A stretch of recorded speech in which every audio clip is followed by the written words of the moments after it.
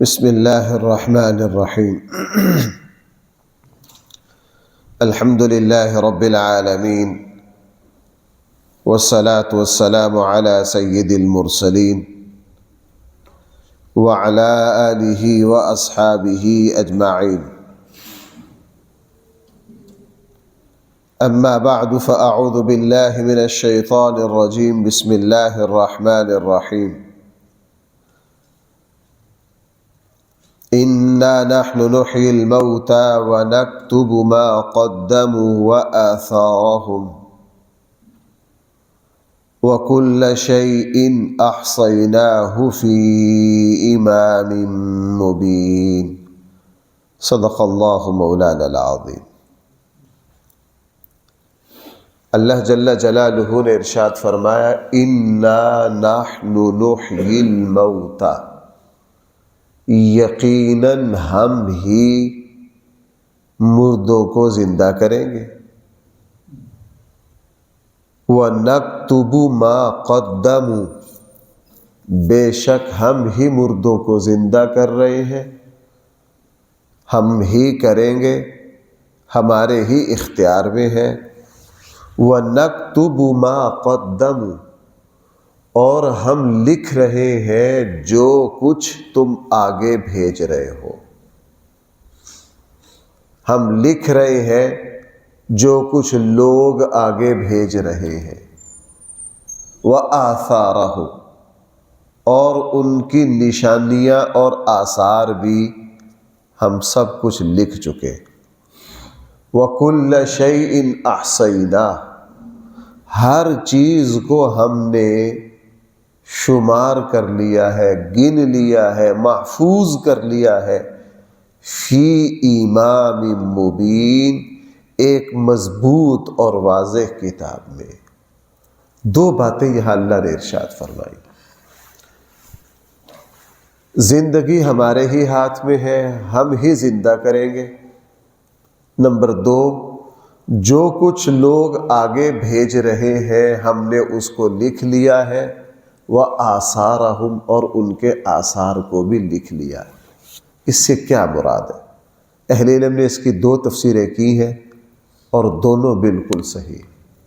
Number ایک، نَكْتُبُ مَا قَدَّمُوا سے مراد وہ عمل ہے جو ایک مسلمان کرتا ہے۔ ہم نے نماز پڑھی ہے، لکھ لی گئی ہے۔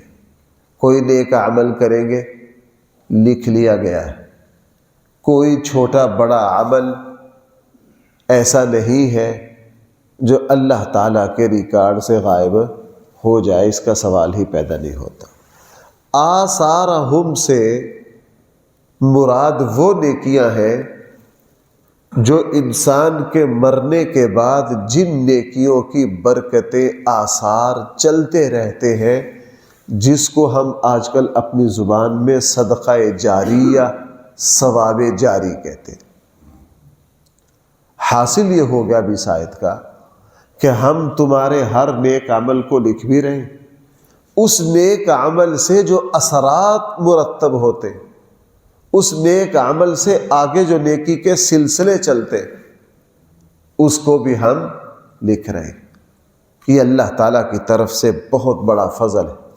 مثلا ایک استاد ہے، اس نے اپنے شاگردوں کو صحیح علم پڑھایا، جب پڑھایا یہ نیک عمل لکھ لیا گیا۔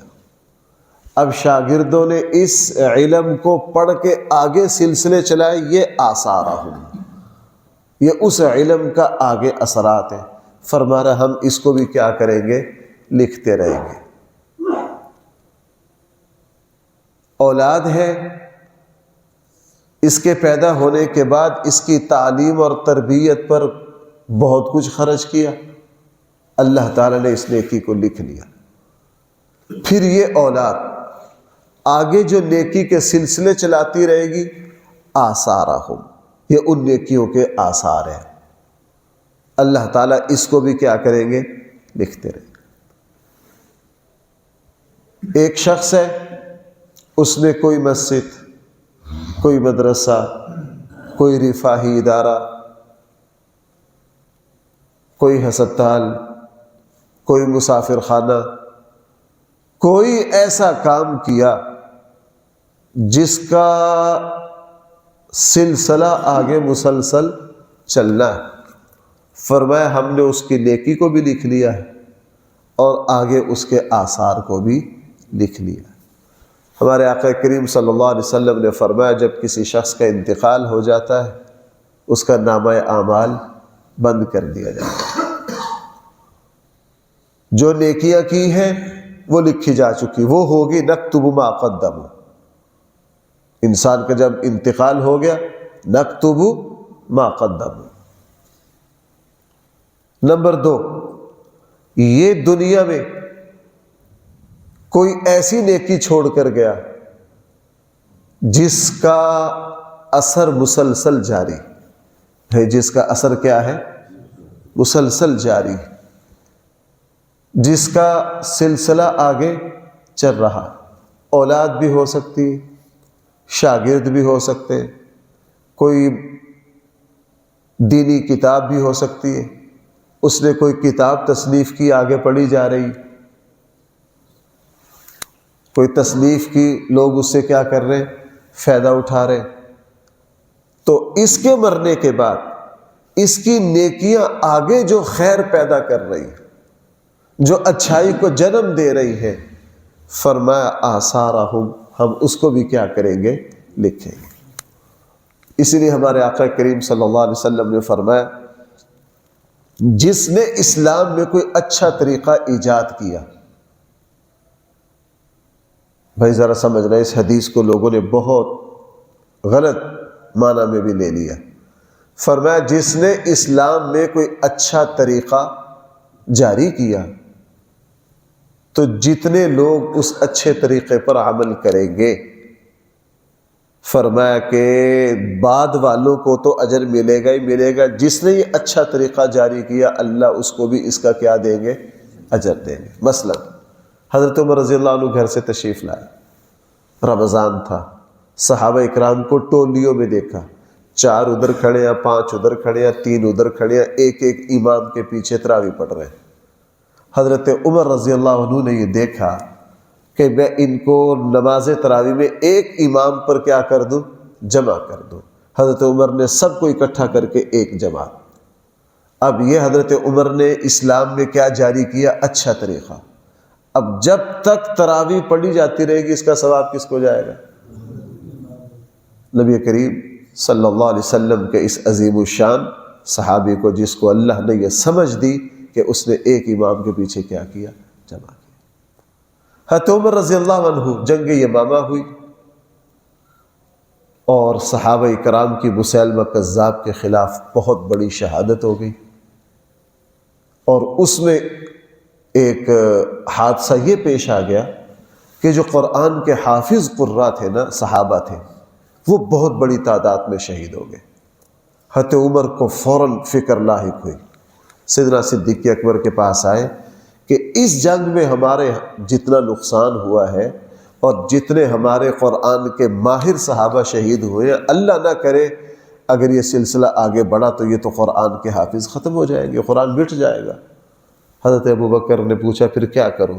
مجھے یوں لگتا ہے کہ اس قرآن کو مرتب کر دیں آپ، جو سینوں میں، زبانوں میں، پتھروں میں، کاغذوں میں، ہڈیوں پہ، دیواروں پہ، چمڑوں پہ لکھا ہوا ہے، اس کو کیا کر دیں؟ اب مرتب کر دیں، ایک جگہ کتابی شکل میں مرتب۔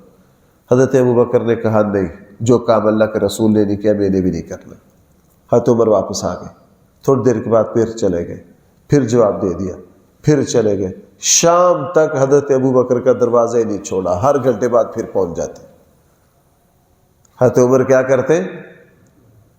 شام تک اتنے چکر مارے حضرت ابوبکر کے پاس۔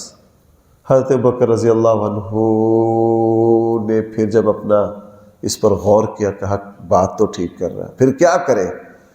کہا کہ جو قراء صحابہ ہیں، جو وحی لکھتے تھے، جو اللہ کے نبی کی وحی لکھنے میں معاون و مددگار تھے، ان کو جمع کرو۔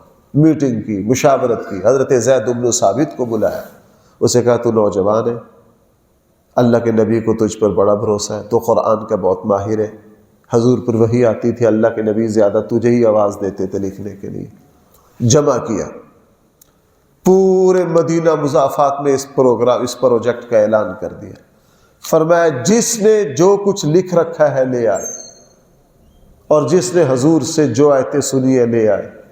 اب سارے حافظ بھی تھے، گھروں سے مواد بھی اکٹھا کر لایا، پوری کمیٹی بیٹھی، ایک آیت پڑھتے، الف لام میم ذالک الکتاب لا ریب فیہ. یہ کس کس نے لکھ رکھی ہے؟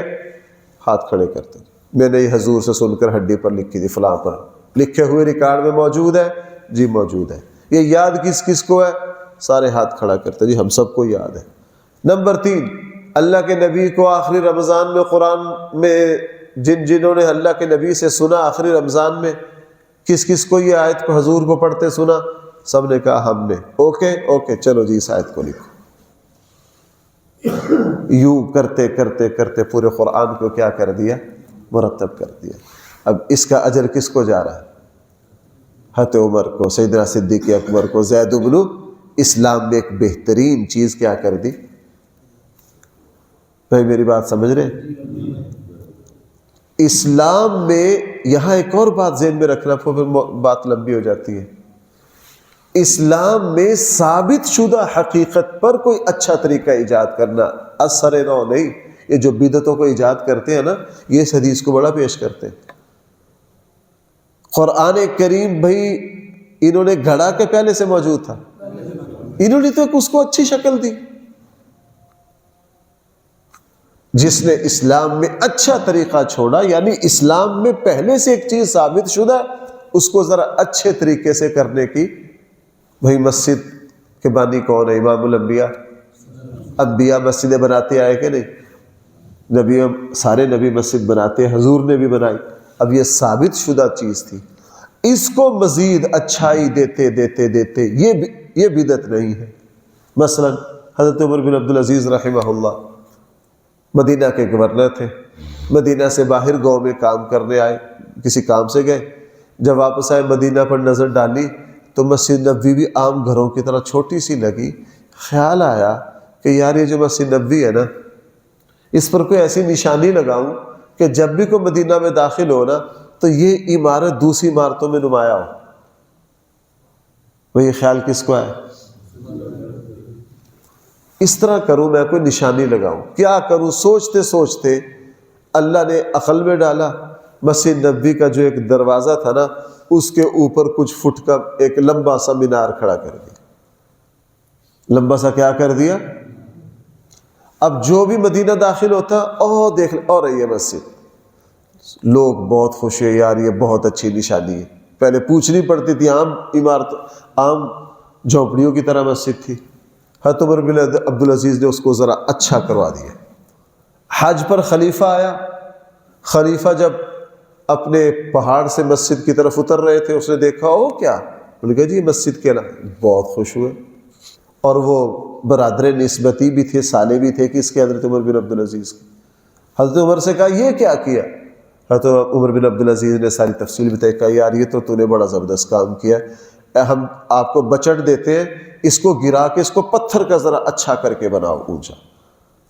جب وہ پتھر کا بنا، اس کی عالم اسلام میں شہرت ہوئی. جو مدینہ آتا وہ دیکھ کر خوش ہو جاتا ہے. پھر حضرت عمر بن عبدالعزیز نے اسی طرح کا مسجد حرام پر بنا دیا. چلتے چلتے اللہ نے اس کو ایسی مقبولیت دی، پوری دنیا میں مسجد کا مینار. اب مسجد موجود تھی لیکن مینار ایک اچھا طریقہ جاری کر دیا. بھائی اس کا اجر کس کو جا رہا ہے؟ بھائی بولیے. حضرت عمر بن عبدالعزیز رحمہ اللہ. اب یہ جو انہوں نے جب مینار بنایا، یہ ہے نکتب ما قدموا. پوری دنیا میں یہ نیکی پھیل گئی. یہ کیا ہے؟ آثارہم. اس کے کیا ہے؟ آثار. یہ مسجد بنی. اللہ تعالیٰ قیامت تک اس کو آباد رکھے. ہم میں سے پتہ نہیں کون آج ہے اور کس نے اللہ کے یہاں پتہ نہیں کب پہنچ جانا ہے، کسی کا کوئی پتہ نہیں. بنائی سب نے مل کر، یہ ہو گیا نکتب ما قدموا. بھائی یہ کیا ہو گیا؟ ما قدموا. ہم نے لکھ لیا جو تم نے آگے بھیجا، یہ ریکارڈ میں لکھی جا چکی۔ اب بعد میں یہاں نیکی ہوتی رہی، ہمارے بعد دوسرے لوگ آئے، آبادیاں بڑھ گئی کہ یار یہ جگہ کم پڑ گئی، انہوں نے اور توسیع کر دی اور کر دیا، خیر ہوتے ہوتے ہمارے مرنے کے بعد اللہ یہاں 10 نیکیاں چلائے گا، خیر پیدا کرے گا۔ وہ کیا ہے؟ آثارہم، وہ بھی کس کے نامہ اعمال میں لکھا جائے گا؟ اصل کرنے والوں کے۔ تو اللہ تعالیٰ، اس لیے بھائیوں، جس طرح ہمیں وہ کاروبار بہت پسند ہے نا، جو کاروبار بڑے پھولے نسل کی طرف منتقل ہو، اس لیے دنیا میں سب سے اعلیٰ کاروبار تجارت ہے۔